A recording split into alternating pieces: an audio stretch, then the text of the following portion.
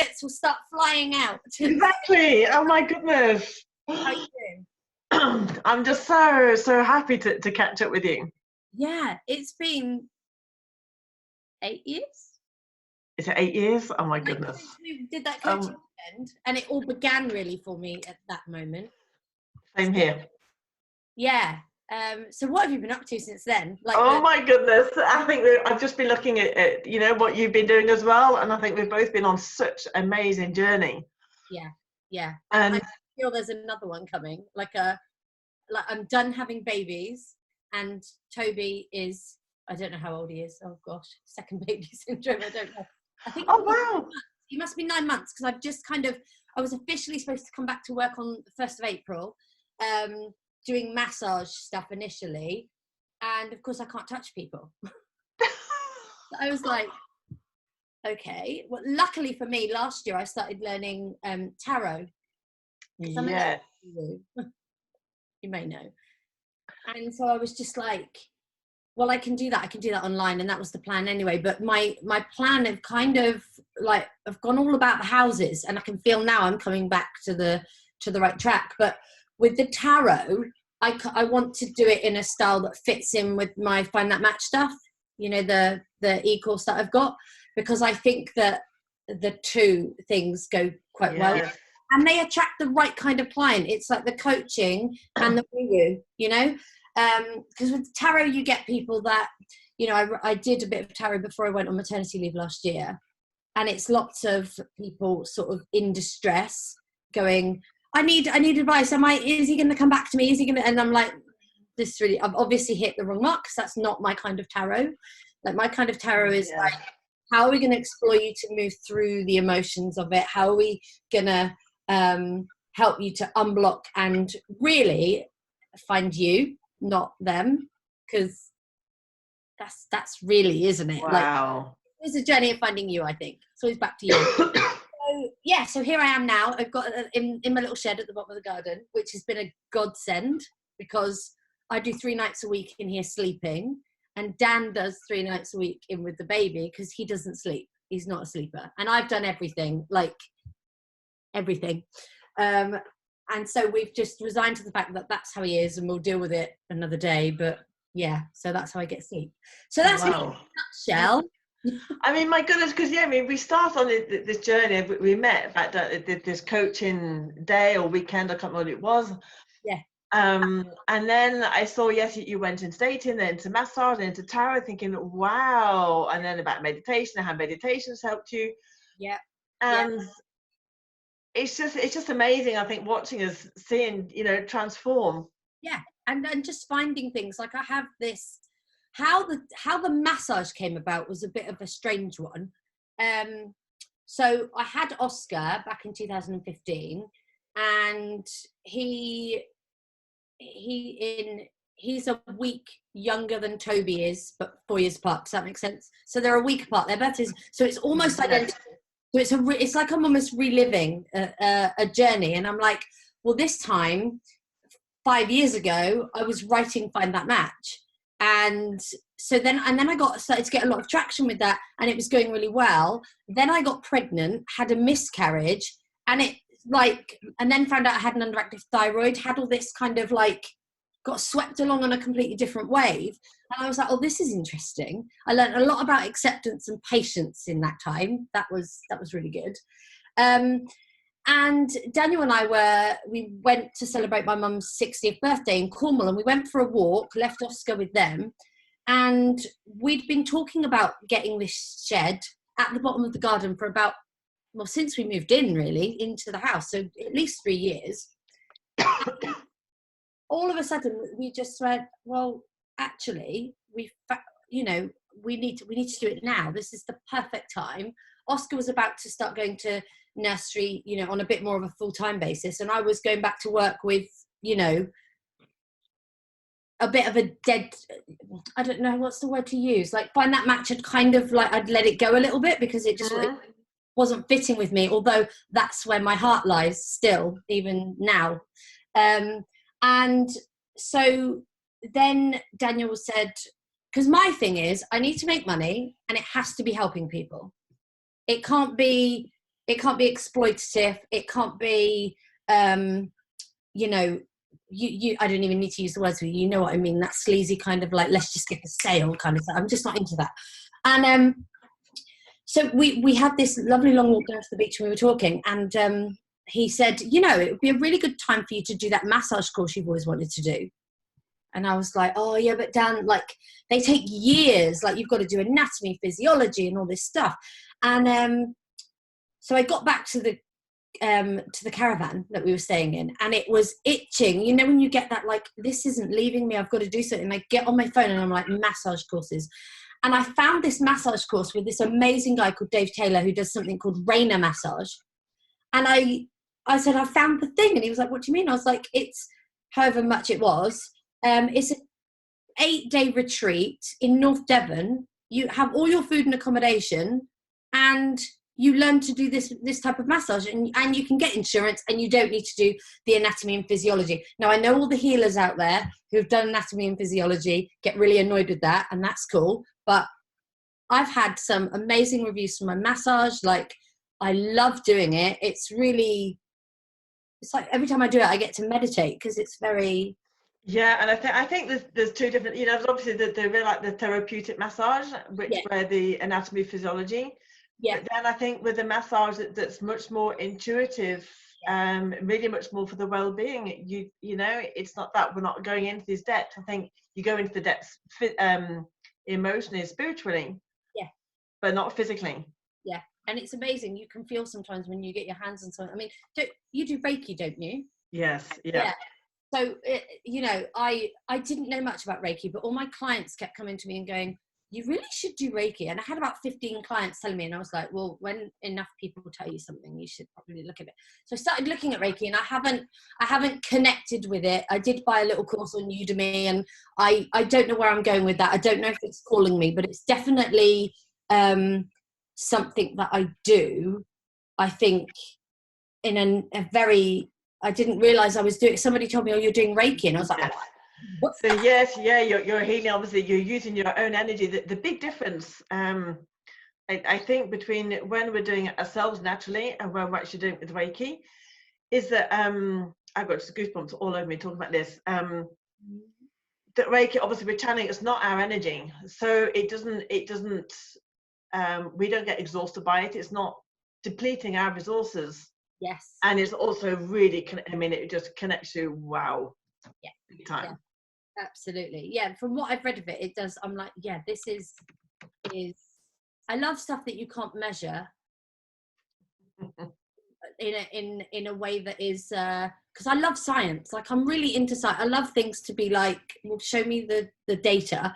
But I also absolutely love that it doesn't matter when I pull out a card for somebody and I get an instinctive feeling and I say something and it resonates or it doesn't resonate, that it's not necessarily, you know, wrong. Like, I think every single thing has its place. I try not to shut down to anything. Do you know what I mean? Yes, yeah, exactly. And I think even with readings, even if it doesn't resonate at that moment, it may do at a later moment, and you've picked something up that's probably still not ready to come to the surface yet. Yeah, absolutely. Like, I've had people, like one of my friends I did a reading for who I'd not spoken to in a while. This is when I was still pregnant.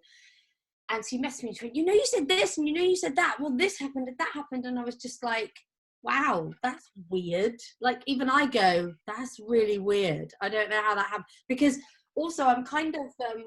it's funny, I sit here and I go, well, I do it in like a coachy style and I'm not predicting your future and I can't tune into like what's going to happen and what isn't. It's more about guidance, which I wholly believe. And then this other thing happens where I'm in the reading and I'm like, I really feel like you need to be doing something with your hands and I have no idea where that's coming from. Like, I just feel the need to say it. And then you sort of have to go, well, am I saying this because it's from me, or am I saying it because it's an instinct I'm getting from them? And that is the tricky bit that's not measurable. You can't until you just start going with your instinct and seeing if things resonate, you know. It's a weird one. It's very, very strange because I've just got into doing oracle cards now, reading them, and I use about 3 or 4 packs when I do it. Which ones have you got? I've got Fairy Oracle. Oh yeah, yeah. Let me show. Yeah, I love this one. The cards just jump out of my hands with this. Yeah.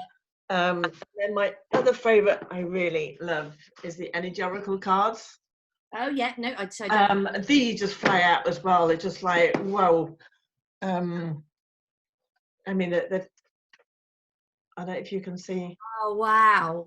They are just absolutely beautiful. I just love the pictures of them. Wow. And I've got other ones as well. I've got a host of others, but you know, I've been following all these tarot readers on YouTube and really picking up saying, I've got all these cards here. Yes. Okay, Nick, no, do it. And so I did a reading for a friend. Yeah. And the same, these things which is coming through, thinking, I don't know if I'm really off key here, but this is what I'm getting. And, you know, my friend said, oh my God, that is absolutely spot on. Thinking, how did that just happen? Yeah. Yeah. And I think once you learn to switch into your intuition. That's it though, and this is, I think we are taught and raised in a world, and for some people in some jobs, I reckon it is probably needed that you I could regret saying this ever, but there's a part of me that believes that sometimes you need to switch off your intuition and follow, like maybe a doctor. Yes. An element of intuition, but sometimes you really just have to look at what the bottom line is. CEOs. Yes. This, they want to see it, what's in front of them. And I'm generalizing here, you know, like when I say women should be in the kitchen and men should go to work, that kind of thing. It's a generalization and a belief. I don't actually subscribe to it, but I do wonder if there are times when you need to shut out your intuition. Yeah. And that's an interesting thing to explore. But I think intuition is the biggest thing that is, by not having it, you kill yourself essentially. You miss out on so much. I mean, this year especially, my intuition has just gone like, oh, and I'm absolutely living totally okay. What has been shown to me, and just going totally with the flow. And it's I heard this thing. I listened to amazing radios, Empower Radio. Oh right. Amazing radio station. Oh good, I've got them. They've got an app for it. You can find it up on TuneIn, internet radio. I'll probably ask. I'll probably put the link up as well. Empower, and it's a radio station that's everything spiritual, coaching, energy. It's just like, it's my university. I've learned so much of there. But I was listening to a radio station on there, and this bloke came up with this thing. I thought, that is it. I am a servant to my soul.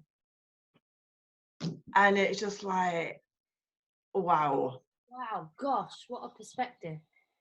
It's just like we just give up, you know. And the other thing is, it's I feel like with intuition, I feel like now I am walking blindfolded. Complete trust with the person who's guiding me. Go left, Nikki. Go right, Nikki. Okay. I don't know where I'm going, but I'm following what you're saying to me. That is exactly how Find That Match was born. I was, I was forever going, I'm a coach. I'm a life coach. This is drab, and I'm going, that I need a niche. What's the niche? And I'm going, what's the niche? It suddenly dawned on me that I had used the exact process that I wrote Find That Match. I was like, that's how I found Daniel. Like, that's all I did was break down the steps that I took to find Daniel in that exact, the exact formula. And oddly, I found other coaches. So I wrote it thinking that this was a unique thing to me, as in I'm the only one that's ever done this. And it's been a bit disheartening actually, but I've since bought other online courses, and it's the same 5 steps. And I'm just like, oh, now I feel like, so I had to do a lot of work on, if people buy my course and they've bought another course, which I'm cheating them out of money, and, it's no, because I put it in my way, and exactly how I say it. So, it's just kind of doing that, and Find That Match is where my heart is. But tarot has pulled me for years. Like back at uni, we're talking, when was I at uni? Like maybe 12 years ago. I remember having tarot cards and playing with them, and I didn't learn the tarot then, just got the cards out and played with them and just read them, and got so many amazing readings. And then last year, it was really a big sort of a 6-month commitment, really, where I studied every card. I bought a course on Udemy. I love Udemy. Such a great place to go and get courses. yeah, and I just studied them and studied them and studied them, and found when because Daniel works in Facebook ads, and so we ran some ads to get me out there with the tarot stuff, and 85% of it was all about love. That's what people want to know Wow. most. Yes. And so I was like, well, either that's been sent to me or that's just the general consensus of tarot, which I believe it probably is. So yeah, so that's where I find myself. But I don't know what the link yet completely is between Find That Match and tarot. But I know it's on its way. To just sit with it for a bit and it will come to me. Yes. Yeah. I definitely. Yeah. You know, as you say, I think that there's definitely a connection on how you'll be able to use tarot to help with couples and with, well, not with just couples, but also with people who are finding that match. Yeah. Well, eventually I'd like to go into the to relationships, and you could use Find That Match for a relationship as well, because it's just a goal setting process. It's not and I've delivered it in a way that you would use to find your. I don't like using the word soulmate. I have a real issue with that word. I do use it in my marketing because I feel like the word soulmate speaks to people. That's what they want. But when you look at the definition, so I'm just going to have to shift. When you look up the definition of the word soulmate, it's actually that you come together for a short period of time. It's very intense. Exactly. You learn loads from each other, and then at some point you have to separate because it's too fiery. And I think as well with soulmates, you run the risk of codependency, which I'm really prone to being codependent. I realized that when Dan made a rare trip a few months ago to the pub, and I'm at home with the kids, and I want to be like on my phone going, when are you coming home? And I get twitchy, and I'm just like, okay, no. And I don't do it. I do use all my tools and sort of tune into what's actually going on. But I'm like, yeah, actually, if I just let my monkey brain rule, yeah. Codependent relationship. Daniel is in no way my soulmate. He's what I would call true love. He's, very steady. We have our little spats, which are fantastic, and we get on really well, and we giggle a lot, and so it's nice. It's a nice environment, and I don't have that. A lot of my clients that I speak to, they have that feeling of I can't do this, I can't do that, because if I do, they'll leave me, which is like, heaviness of I can do whatever I want pretty much, and we're probably going to be together and be absolutely fine. So yeah, I think that is something that I'd love to share with people, is how to find that match and how to keep them. But having said that, I also, although I feel like I'm in, I've been with Daniel for nearly 10 years this year, I do feel that sometimes relationships just run their course. They serve their purpose. And I think sometimes when you're on your true path, actually getting into lots of different relationships, as long as they're soulful, and you don't want to say get what you can from them, but I mean learn what you can. You learn it, yes. I think actually there's not really much wrong with that, No. I mean, I've been for the last 10 years. I've had quite a few relationships, and for me, it was really these 10 years through these relationships was a journey to the inner self. Yes. And each one of those relationships that came into me was really a reflection of a facet of me that needed healing. In each one, this is this part of me. Okay, I need to heal this. What am I seeing in this person? I'm not seeing in myself. Heal it. Goes. Next one came up. And until I got to when I finished my last relationship, which was a real soulmate in January, it came to me, that's it. This healing journey is over. This inner self now, it's done. Yeah. And it's funny, isn't it? Because we're on we're at the beginning of a new decade. Yes. Yeah. New things have completely come in. And yeah, so it is. And it's interesting as well. I think that I had Toby last year in 2019, and we're getting to the. Are we at the end of the beginning? I never know with the 20 if we're at the end or the beginning or something. We're right in the middle, aren't we? I suppose. I don't know. But yeah, I feel like there's a something I'm done with having children now. Yeah. Like Yeah. and so that opens up a whole different avenue. Like you know, Daniel has been made redundant or let go of, or whatever it is, because of everything that's going on. And I think that's in 4 weeks. And I could not be more over the moon, because I'm just like, good. Now I can go and be the one that works, and we can share looking after the children and homeschooling, because at this point Toby was supposed to be going to nursery, Oscar was you know, school, and we were, you know, I was going to throw myself back into Find That Match and tarot and massage and all these other things, and we've been completely diverted, and it's bringing up a lot of, I think for Daniel, it's bringing up a lot of fear around finances and, you know, all of that stuff. Yes, this is a big thing, I think, with the virus. It's bringing up all our deepest fears, the things that have not been dealt with, and now coming right up. And I did a video about this morning, that I really feel like, you know, we're really getting to the dregs of the barrel and really scraping down, like, look, what's behind those fingernails? Just look. Yeah.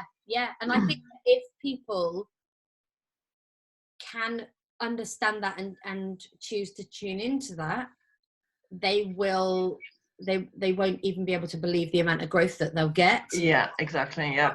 Daniel's one of these people. So Daniel, like, I didn't do tarot for years because of, and he never said anything, what I believed he believed about tarot, or what I know he believes about tarot. You know, he's very much like, well, a load of rubbish. He's really not into woo-woo stuff. He does meditate. I can sometimes get him to do a bit of EFT, but generally speaking, it you know, it's like, nah, I'll meditate, it's fine. And he's quite masculine in that regard, you know. And so he doesn't. I've kind of had to force him to be like, you know, let's just face up to the fact that you're scared, and he's quite happy to do that. You know, he's scared about finance kind of things, and I'm like, we're actually not in a position to be scared about that. We're actually in more of a position to be scared of what happens if we don't take this opportunity. You know, what happens if we don't? Because yes. He works from home and has done for over a year now, and mainly he works, I call it the shed, it's really not a shed, it's a summer house really, but anyway, he works in the shed, and you know, he comes down and he's doing the job that he seemingly loves. He's in marketing, but he's not, I don't think he's found his thing, because no. He does 4 days a week with a company, and then 1 day a week he does on his own stuff. And the difference in energy that comes out of him, I live for Thursdays, because I'm just like, I get Daniel, like real Daniel. And on Monday, Tuesday, Wednesday, and Friday, I get corporate Daniel, who's like this, and he's grey, and he's just, I've got a job to do, and I can't stop for lunch. And you know, I'm just like, actually, now that the boys are both home, you have to stop for lunch because I need a break. You know, it's just and it's amazing. I think that's a big difference when, you know, people start living from their head and they go into their heart. The energy is just totally different. It just changes everything. Yeah. It's one thing I always ask people: do you have a big dream? So my initial, like, little girl brain went, yeah, and then there's something underneath that which is stopping me from thinking, because I've not ever been asked that question. Wow. And it's one thing I love, because people tend to, you know, the little girl in them, they have this dream maybe when they're 10, 11, 12 years old that have been shoved aside. Yeah. Things get developed, and I think it's so amazing to have the big dream.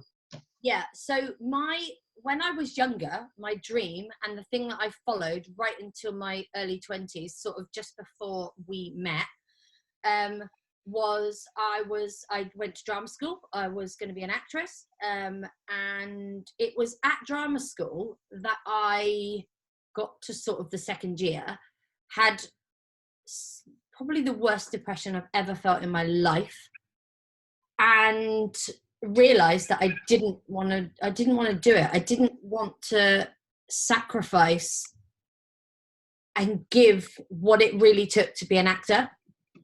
I wasn't in tune with it. I really felt like would be giving up far too much of myself, and I just wasn't comfortable. I didn't love it enough. But whilst I was at uni, that was when my dear friend Amy, she sort of introduced me to the NLP world, and I discovered coaching. I can't say that I'm a massive fan of NLP, particularly. Find it quite... there are some great tools, but I feel like in the wrong hands, it can be quite manipulative. And so I love some of the NLP tools. I've really been able to help a lot of people, and a lot of those tools have helped me. But I just think there's so much more to. It's a bit too sciencey almost. Yes, yeah, a bit too left, right, yeah. Yeah. Whereas I like to go, they're very much of like ridding you of things and snap changes, and I'm just like, there's no way. I'm sorry, I really don't believe that you, I mean, there probably are people out there, but I really don't believe that you can have a long life of being afraid of spiders, for example, going in and working on your fear. I think you'll have a reprieve, and you've sort of touched on the trigger, but I think it needs to be a bit deeper, because yes, very, very much for that, yeah. I view emotions like the tide coming in and out. So this is my other question. My two questions I really want to ask everybody, all my interviews I'm doing, is one about the big dream, and what is emotions for you? Yeah. So the big dream is, my big dream, I think, has been for years to connect with, like, if we give the woo-woo version, the sort of analytical brain version is, to be able to completely financially support my family, coaching people and guiding them through whatever it is their journey is. And I think that I know that my love for helping people find relationships and stay in relationships or get the most out of their relationships, and put the most in as well, is probably the biggest dream. So it's the financial side and the head and the heart. Yeah. Because I think quite often, especially as healers, we fall into that realm of I shouldn't charge for this because it's easy or whatever. But I'm part of Denise Stapple-Thomas Money Bootcamp, which is, if you read, she's got 3 books out, you should absolutely read them, because she's sort of, she very much gives you permission to just charge what you're worth.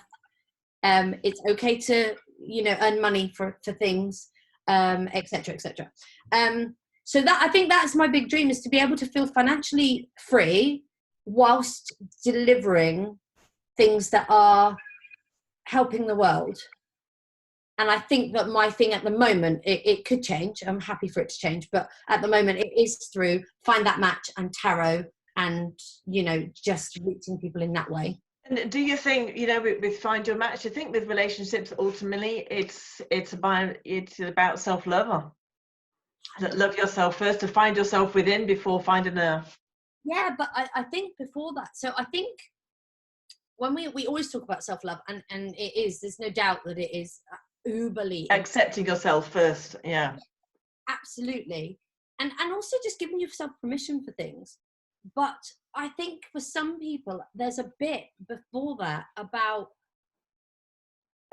the having of these emotions. So why, like, as an example, and I'm going to be really generalized here, and look at, kind of so statistically speaking, women that end up in abusive relationships are usually with a man who is abusive. That's the general. I know that there are other situations where there might be 2 men or 2 women, or a woman who's abusive or whatever. Like, I know that there are other, but the majority is this situation. So working with women to find out why, because quite often a woman will be in a series of abusive relationships. Well, that's not because all of the men are horrible, because I have evidence in my life of, my dad is not a bit, well, he's not abusive in the way that we think, and I pick him up on a few things and tell him that's abusive when you do that, but generally speaking, my dad is wonderful. Daniel is wonderful. There's, so there are obviously men out there. And I think that the work then comes from that person, we'll say, finding what they are missing in their emotional connection with themselves. Do you know what I mean? Yeah, Go like, well, you have to love yourself. Well, how do you actually do that? And I think people aren't talking about that bit enough. Like, how do you do it? Exactly. This is it. It's really getting down. I think, and I also think as well, part of the journey is discovering, okay, what am I missing within myself? What am I not seeing within myself?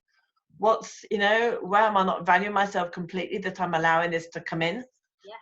Yeah, that's huge, because waking up to something is painful, and as humans we avoid, we're programmed to avoid pain, yet our whole lives is really about being with pain and turning it into something that is useful for us, Yes, yeah, totally. I mean, there's so many, I mean, the times I've been in, I've had abusive relationships emotionally, manipulative, and each time it's like the person starts saying something and then I want to say something back, and then I think, hang on, what I'm about to say to them, where is that in me?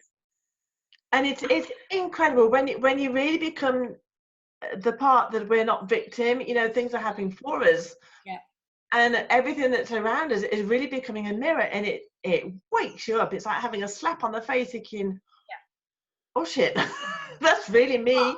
But I think we should make it really, really clear at this point that everything does start with you. However, if you're in an abusive relationship and someone is being abusive, that's not acceptable. No. Exactly. Totally. And depending on where you are in that abuse, you either need to end it or seek, support and advice. And totally. And because, life is so short, and this whole pandemic has really opened me up to, like, crikey, we get one shot at this, like, the cliche of it's not a dress rehearsal and all of that. It's really ringing with me at the moment, and so, and I've been more anxious and more scared than I've ever been since this has been going on. I think having 2 young boys at home as well, where I'm solely responsible for with Daniel, but I feel solely responsible for these boys that I've got to turn into decent humans, and the anxiety is there. So I've had a lot of negative emotion come up, and I always go, oh goody, what am I getting out of this then? Because I just feel like every time there's something negative come up, for me, I've learned to do this over time, that it's a little bag of goodies and I'm gonna piece together something really beautiful. When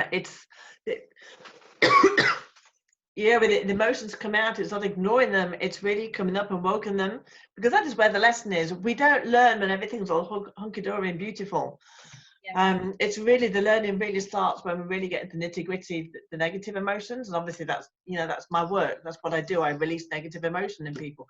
Negative, heavy, because negative to me, that's just our perception of it. That's absolutely fine. I think using the word that, because words they carry so much power, don't they? When I was we did hypnobirthing, and they're like, don't call it contraction, call it a surge. And I was like, nah, that's not, I want a contraction. Like, I want a contraction. For me, that word feels productive. Surge just feels like it's happening to me. And, for some people, they want to use surge because they feel like their energy's coming through. For me, it blocked me. I couldn't, I was like, no, it's a contraction. I like contraction. Contraction is, it means something to me in my mind and body. And, I think that, I think that what a lot of, and I think it's mainly with women and feminine energied people, let's say, then the self-awareness, they're not tuned into that. that the words No. that change themselves. So, you know, you have to be able to listen to what's going on. And I wonder what your opinion is on anxiety and what that is, because a lot of people have anxiety and they'll be feeling anxious and they'll be having panic attacks at the moment, and it'll be everybody I've spoken to has felt anxiety in the last 3 or 4 weeks because of everything that's going on. And also collectively we're all in, you know, I describe it as we're all in the same boat, but our boats are different shapes and sizes. Yes, yeah. So for me, anxiety is really, you know, it goes back to worry. It goes back to not being totally present. It's the fear of the unknown. Yes. Yeah. It's totally, oh my goodness. And it's almost like living what we've lived in the past. Am I going to live that again? Mm.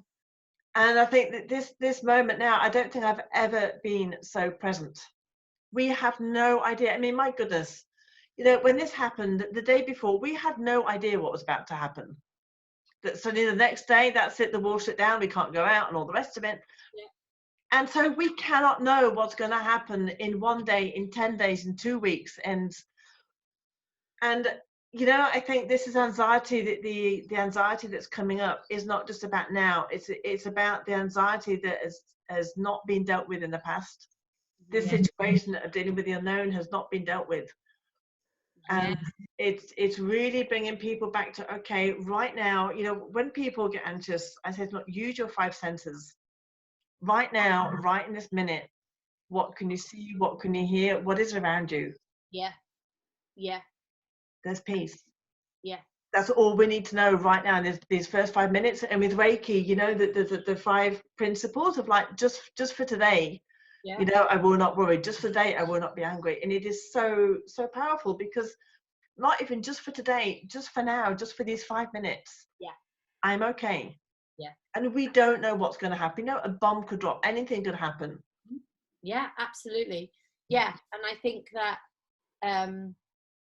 when we have a habit of anxiety as well, and our reptilian brain, our amygdala rearing up and going, what's going on? I need to be hyper aware of, you know, it's for most people I've spoken to at the moment, the anxiety is coming from just going shopping. And of course, our basic human need is for food. Like, we need that. And the majority of us are not growing it in our gardens, because either we don't have one, they're not big enough, we are not even that way inclined at all. So we're just not going to grow vegetables or whatever it is that we need. So yeah, just silly things. I use that term very flippantly, but silly things like going to the shop, where it was, you know, I hate going shopping for food at the best of times, but now I have to go with, you know, I put a storybook in my head. I'm having to deliberately sort of mentally shut down from people because I want to keep my distance. I'm using a self-scan system rather than going to the checkout. And doing all these odd things. And I go in and I find I've left half my shopping list in the shop because I'm it's not even, I don't like go shopping anyway. And now it feels, the energy has changed. So in my local shop, there's not that many people. But even so, you know, people walk around with gloves, with masks. People aren't talking. People are frightened to talk. It's everybody's avoiding everybody else. And this whole persona of, oh my God, you might have the virus type of thing. And this all comes from the media. And I don't have a TV. I don't watch the news. I just look at Google. Okay, what's going on? Okay, that's it, done. And the people are watching, they just think this virus is absolutely everywhere around them. I think the worst bit after that, because I'm somebody that doesn't watch the news at all. No. I have sort of the 3 weeks leading up to us going into lockdown, or 2 weeks, I watched the news every day at 5 o'clock, because I felt like we were on this precipice and there was information I needed. The biggest problem is social media, more so than the news, because at least with the news, okay, you are getting a complete negative slant with the news, but there's an information that's been sort of checked out to a degree. And for what we have available to us, it's, you know, we need it. We need to get that information of, right, now you all need to stay in your houses. Now you all need to do this, that, and the other. But social media, specifically Facebook, like sharing things around, and I'm just like, but is that true? But is that actually true? Or is it just, you know, a newspaper has put up this headline and it's creating mass panic? And, you know, so to check out from that and completely switch it off, because now I know that I just need to stay indoors and keep my distance when I go for a walk, it's easy. Yeah. Really. Yeah. You know, I know that I'm safe. It's hard doing it with 2 children. You know, trying to homeschool Oscar, having Toby in tow, who's clingy, and he's, you know, he's at that age, he's 9 months, he's pulling up on things, he's banging his head on stuff. So you have to, like, you know, be completely split. And that is, you know, again, I'm although I'm naturally an extrovert, I'm also very introverted. So I need, since finding Daniel, I need time on my own. I need time like this, where I'm having deep conversations that aren't just like, oh, you know, what did you put on your shopping list? Where are you sending your kids to school? Did you get new shoes? Do you know how to measure their feet? Are you toilet training? Yeah, I found that really, you know, all very useful, but it's mental chatter. I like to speak a bit like you, I think, from here, from yeah, very, very much, from my whole being. And if I don't get that, like, Daniel knows about it. We really need it. It's, yeah, you know, or what I need, should I say? It's not really one. It's that, it's self-care. And there are loads of women on Facebook, you know, their husbands are at home working. And again, I'm generalizing, because there are amazing dads out there, amazing men that are the, you know, the main workers, and the women might be. So we're talking general, but, you know, it's been hard. Daniel being at home, working with 2 kids in the house, that's been hard. But he is, you know, he's someone that just 50-50 will take the role. He's, did I see somebody? Oh, coffee. He's brought me coffee. How weird is that? We're just talking about you. Oh, hi. Telling Nikki what a great father you are and how we. He was. She was just saying, Daniel's a great father, amazing. And you walk. I don't know where the kids are. I think there must be a microphone in there. Oh, how funny is that? I ordered a coffee about 40 minutes ago, though. So, slacking. Right. Oh, my goodness. That's so funny. That is so funny. Things like that happen all the time. But yeah, there are women out there who's, I think they still, in this day and age, have men that just are not getting the difficulty and giving their women the space that they need to just switch off, you know. Daniel, for example, he's in there now, he does most of today, but he later will need to just do something to switch off, whether it be go for a run, whether it be play his computer game. You know, he needs that, and I respect that. And I think, you know, in couples, in relationships, there needs to be that mutual respect, because sure, whenever Daniel has a couple of times, to his peril, come in and gone, oh, what's for dinner? And I'll be in just the wrong mood, and I'll go, do you think it's 1950? So for you, working with couples, what would you, you know, right now with what's going on with the self-isolation, cocooning, whatever, couples have been thrown together. Yeah. Well, what's your survival kit for them? Well, do you know, it's this, so I have this quote, I write this in everybody's engagement card, every marriage book, every wedding that I go to, I write this one thing, and it's from Stephen Covey. You'll know it. One of his steps is seek first to understand, then to be understood. So as a first port of call, when I think often in a relationship, a partnership, a marriage, or whatever you want to call it, we forget that we feel the other person is attacking us. I still have this with Daniel now. Like, I go, oh, I feel he's attacking. But it comes down to that awareness again of going, I feel really triggered by this. And like you were saying just a moment ago, where is this coming from in me? And that, I think, is the hardest thing for people, because they want to protect themselves and they get a bit indignant. Like, well, no, they've made me feel bad. They've triggered me. They've done this, they've done that. And yes, their behavior might be incorrect, but they're two separate things. Exactly, yes. So first thing is, you know, what is going on in their world? Step into their shoes. You know, that, like, how have they come to that that understanding of what's going on? And then, you know, yesterday Dan and I were having a conversation. I can't even remember what it was about now, but it was getting really like we were scratching at each other. And he went, I don't like this. I went, neither do I.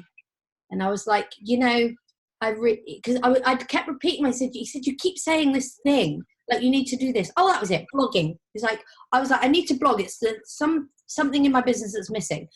In his world, he's hearing, she thinks that she just needs to write a blog, and that is what's going to make her business flourish. So there was a complete miscommunication, you know, he's like, no, that isn't what you need to do right now. What you need to do right now is have a package that you can send out there to reach people, which is absolutely right. So it comes down to this thing of going, hold on, I know he wants me to succeed, even though it feels like he doesn't. I want me to succeed. I want him to succeed. So how am I going to set him up for a win in this situation? Because I know he's not hurting me. I know I'm not in any danger. I know he's not gaslighting me. And all of those things, again, are a separate issue. You know, if he's going, oh, you said this, that, and the other, and I'm going, did I say that? Then we have a problem, you know, and they're different. So being triggered by someone and having abuse from someone are two separate things. Yes, yeah. We understand the difference by first understanding ourselves. So I think my advice to people is, don't be afraid to have crosswords. If you are afraid to have crosswords, you have a bigger issue, and you need to seek outside help. Because I don't feel afraid to have crosswords. Like, I'm not frightened by speaking my mind or saying something. Like, I am incredibly vulnerable with Daniel. I will say whatever is in my head, because I know that even though he might judge what I'm saying, he completely loves and accepts me, and that's that, you know. So yeah, I think if you can, it's work on yourself first. Always go back to you, like you said, turn inwards, and then be open to having a conversation. The difficulty is there's two people in a relationship, and you're both 100% responsible for that relationship. And you know, we go around too often going, it's 50-50, it's 50-50. It's not 50-50, it's 100-100. And that doesn't make it 200%, by the way. That just makes it a whole. Everyone is, everyone's focusing for a win. You know, everyone's there picking their partner up when they fall. You know, I noticed that Daniel gets very stressed with work, and I can feel myself. I want to start bullying him, because I'm like, how dare you? You can't be like, you have to be strong, because we have boys, and it triggers me. It triggers that need in me for that strong male figure in my life. Yes, yeah. Well, actually, I can do that for myself. So then I have to become the person like he does with me when I'm weak and I'm upset, and I use the word weak loosely, you know. It triggers some people. So replace whatever you want with what word suits you. But if I'm feeling weak or depleted or a bit broken, whatever the word is you want to use, he is there. Quite often we criticize and shame each other. I think everybody goes there first. Why are you doing that? Well, all you've got to do is look at this. Well, no, don't look at it like that. Actually, there's a lot to be positive about here. When actually, sometimes what we just need is to go, yeah, it is actually a little bit shit, isn't it? Like, it's really hard what you're going through. Yeah, yeah. And I just want you to know, I'm here. We've got this. Whatever's going on, we'll get through it together. It's a minefield. Relationships are a minefield, and I can't say that I've figured them out yet. And I don't know. And I think it also comes back to the thing that everybody has a different point of view. on the same situation, you know? Like in your mug, you probably, if you turn your mug around, I'm not seeing what you're seeing. If we describe the same thing, and it's just the mug, it's just the thing in the center. Well, you definitely we both the same thing, because yeah, there you go. coffee at the end of the day. Exactly. But what we're both seeing in that, and I think it's really turning the mug around, turning it and seeing where the other person is coming from. Yeah. So I think, yeah, there's two things of one, understanding where the other one is coming from. What are they reading into? But, you know, we say, as you said, you know, words are spells, and words, they mean constriction. What you think and what I think is two different things. Yeah, and absolutely. put that into a whole situation, a whole conversation, and it's, oh my goodness. Yeah, and I think as well, sometimes you go, a good question to ask yourself is, what story am I making up here? What story have I put onto this? So, you know, for example, if Daniel's having a bad day at work because it's stressful and he's, you know, he's got a lot on his plate, and there's a pandemic going on, what story do I make up? Well, I make up that the person who brings the biggest income into my house at the moment is being depleted. He's full of cortisol. I'm worried about his health. I'm worried about how he can be a father to his children. And it becomes all about my stability and my safety, which is why we get into partnerships, like, yeah, so that we can feel safe. And without it, or it being threatened, especially I think as a mother at the moment, because I'm quite fresh out of, you know, I've got a baby, I think I'm, you know, very tiger-like, you know, get very protective of my cubs. If you even try and come near that, I will bite your arm off without even, and I'm a very spiritual kind of person, you know. And so I'm very, you know, that's where I'm at the moment, but that doesn't mean that I can't be that person from a centered, loving place. yes, yeah. And And what something I was going to say something, and it's gone straight off my it's completely gone. I obviously wasn't meant to say it. That's gone straight out of my head. No, Nikki, I can't say that now. I love it when that happens. I was going to ask you, actually, hold on, you had two questions, one which was, do you have a dream, and the other one was, what? Yeah, I mean, what are emotions for you, or, you know, how do emotions play in your business? I love this question, both of these questions, because I've never been asked them, and I love it when I've never been asked the question, because I go, you know, because I'm all about emotion, so it's really, you know, what is emotion for the people. And do you know what that's prompted in me? It's a little bit off topic, actually. When I put my head down and I just thought, what are emotions in my business? And then I thought about how the peaks and flows of when I have energy and how I feel. And I think women are cursed and blessed in the fact that we have this monthly cycle at a certain period of our life. And I work with so many women when I'm doing massage that have had or are going through the menopause, and we don't talk about it. We don't talk about our menstrual cycle and the change in hormones. And I know now there are loads of spiritual healers out there that are putting together online courses to help women tap into how they feel and what to do in their business on the days that they are menstruating. yes, yeah, to really follow a cycle. Yeah, and I'm like, gee whiz, what a load of woo-woo rubbish is that? And then I start tuning into it and I'm like, this is the only way. That always happens with me. I'm like, what a load of rubbish. That's far too woo-woo for me. And then I sort of stop and I think about it and I see lots of articles about it and I go, ooh.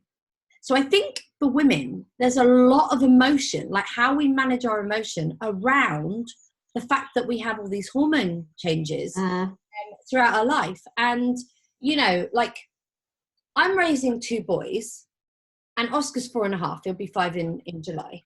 So he's a bit more than 4.5. But a lot of my friends, and this is not a criticism, because my instinct is if I'm changing my sanitary towel, which by the way, I've just moved to reusable ones. I'm very proud of myself for that. Because I can't use tampons. They just irritate me. And a lot of my friends will keep their kids out of the bathroom if they're changing their sanitary products and stuff like that. And I've never, ever, ever been that kind of woman. And I did question, is this a bit much? And I just thought, no, I'm raising men. That's what I'm doing here. But at the moment, I think I'm raising men. They may decide something else later in life, but at the moment, as far as I'm aware, I'm putting 2 men out into the world.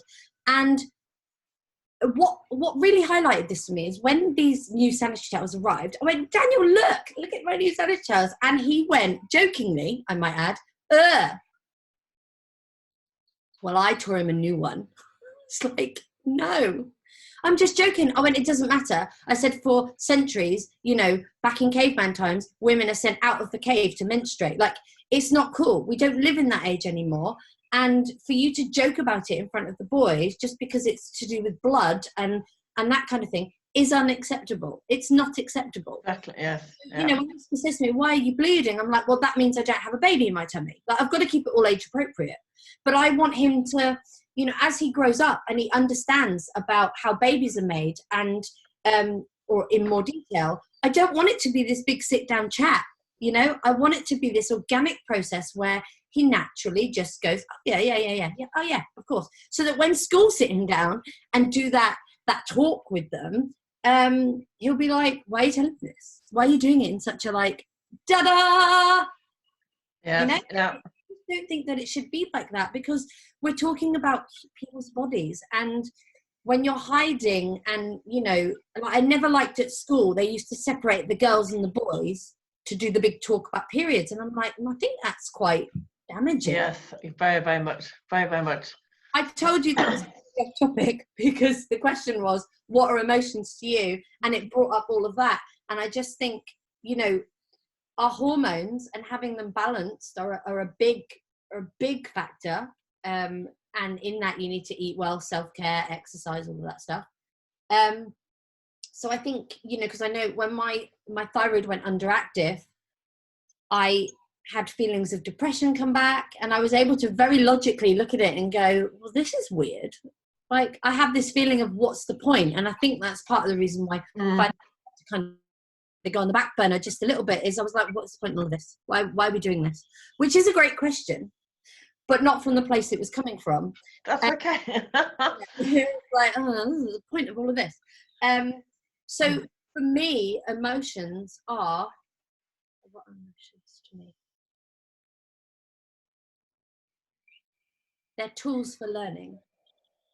Good one. We're going to take a little quote. They're tools for learning. I've got the aircon on hot and it's not working. And I'm going to have to switch off in a minute, otherwise it's not going to get accepted probably on YouTube, I think. Say that again. We're going to have to close soon. Yep. No, that's fine. How are you coping in these weird times, Nikki? I'm actually really loving it. And I think, through my spiritual journey, when I went from Reiki 1 to Reiki 2, I'm now Reiki Master, but during the beginning of my journey, I went through so much shit.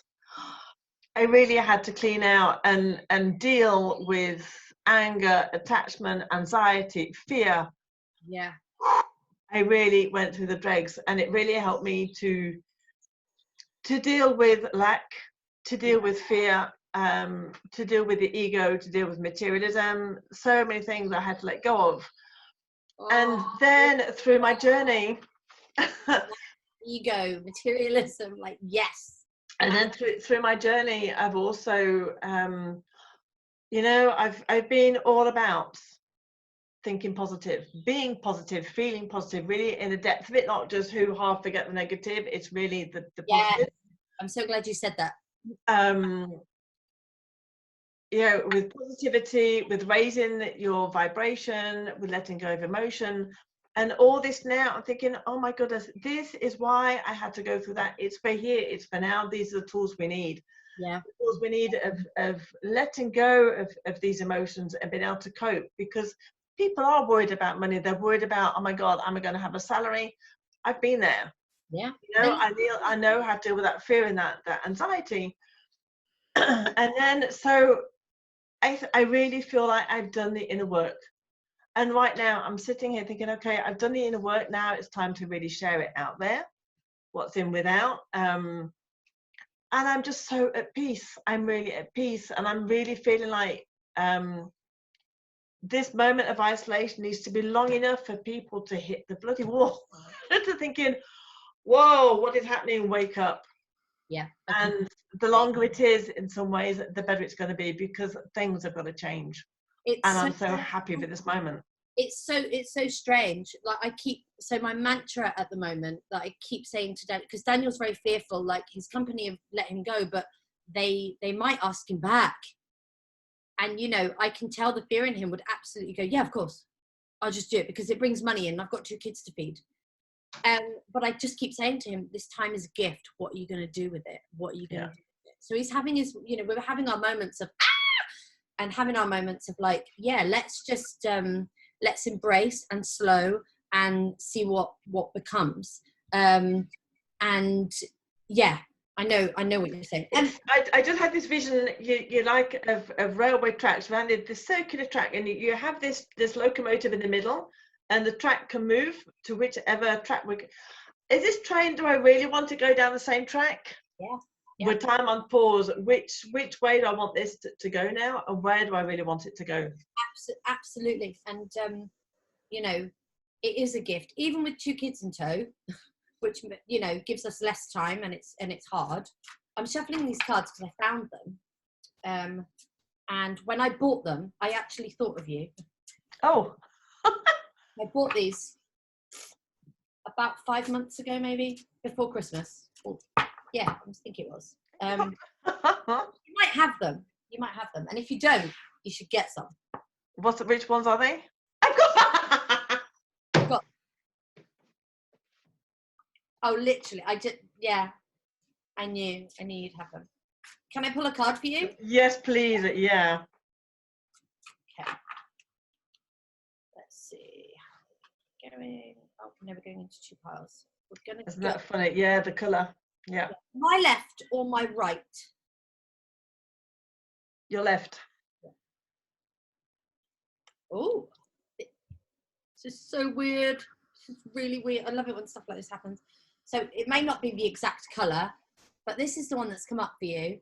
And in your top, your to your right, above your shoulder, is red.